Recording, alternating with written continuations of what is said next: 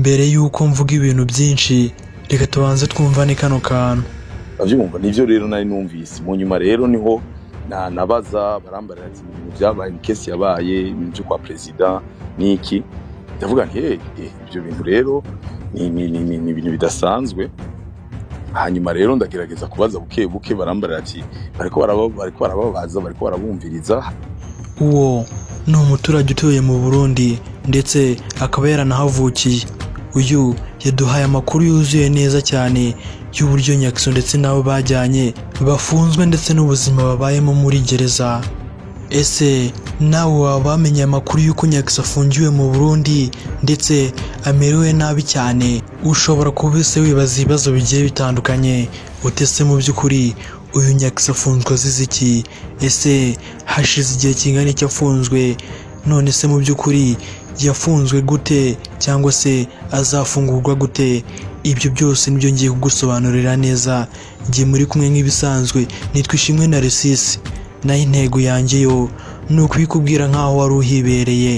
Mbahaye ikaze mwese.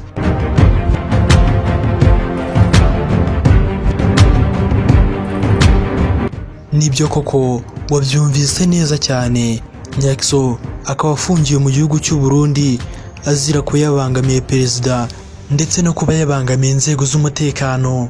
Iki akaba ari icyaha mu by'ukuri wafata ko kitoroshye ndetse akaba ari icyaha gifite ubukana buri hejuru ndetse umuntu atashobora kuba yakwiyumvisha.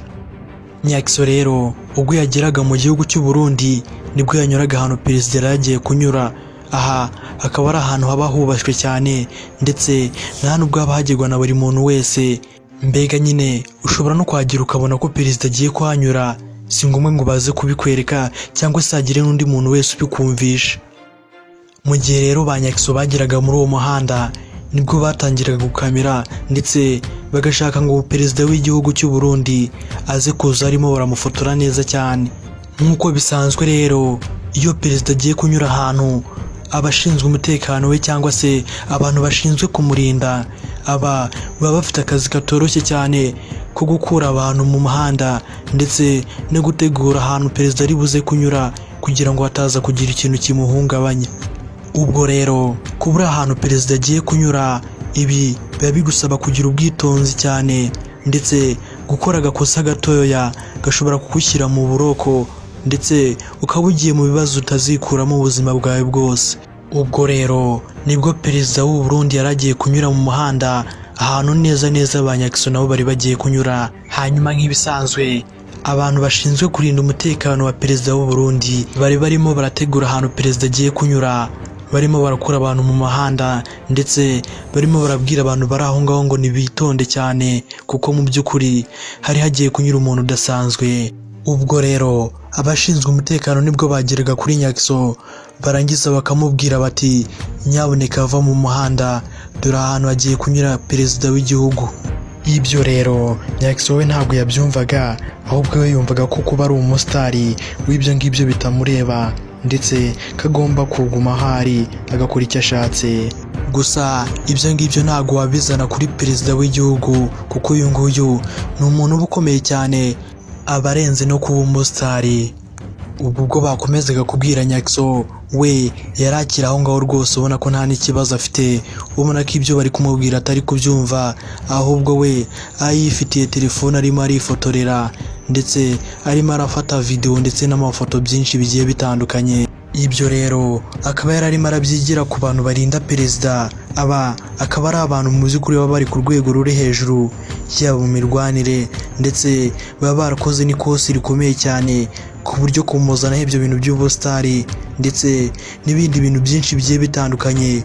Ibyo ngibyo byo abifata nko kumusuzugura kuko kuba uri umusitari ntabwo wasuzugura inzego z'umutekano cyangwa se usuzugure perezida.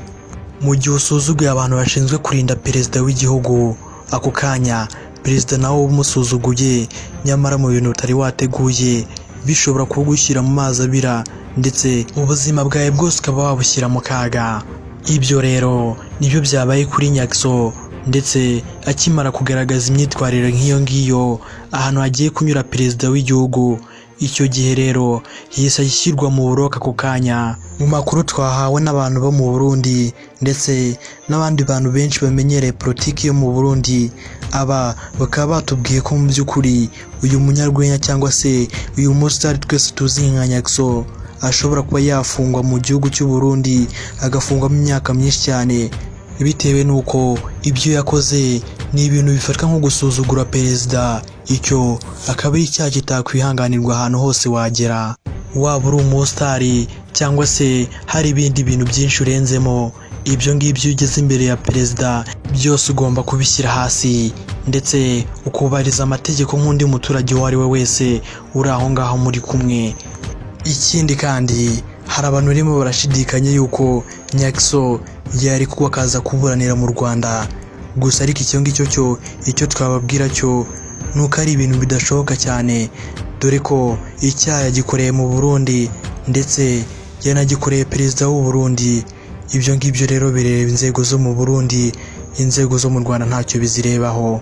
Ngayo nguko rero Nyakso ubu ngubu akaba ari imbere y'inkiko zo mu Burundi cyangwa se akaba ari mu bugenzacyaha bwo mu Burundi, akaba akurikiranweho icyaha cyo gusuzugura perezida ndetse no kuba yarabangamiye inzego z'umutekano. Gusa ariko yaba itangazamakuru ryo mu Burundi ndetse n'ahandi hantu hose wagera ntago wakumva bavuga ibyo Nyakso yakoze, bitewe n'uko ntago yari yabihamwa, kandi mu gihe utarahamwa n'ikintu mu by'ukuri ako kanya uba uri umwere. Bivuze ngo Nyakso mu gihe hamwa n'icyaha cyo kuba yakoze ibyo bintu yitambitse perezida ndetse yanabangamiye n'inzego z'umutekano, icyo gihe rero birumvikana ni uguhita akatirwa ku kanya nta n'izindi mpaka zibayeho. Gusa ariko mu gihe atahamwa n'ibyo byaha cyangwa se n'ibyo bintu arimo arashinjwa, ni uguhita arekurwa akagaruka hano mu Rwanda cyangwa se akaba yakwikomereza akazi ke yari agiyemo aho ngaho mu Burundi. Ngayo nguko rero, ayo niyo makuru yo ku munyarwenya Nyakso twese twamenyereye aha ngaho mu Rwanda, ndetse akaba avura imbavu za benshi ndetse n'abandi akazirwaza bitewe no kudusetsa. Ibyo rero akaba ari byo twamuvugaho, gusa ariko tukaba tuzakomeza kubaha amakuru ye n'aho ibintu birimo biragenda byerekeza.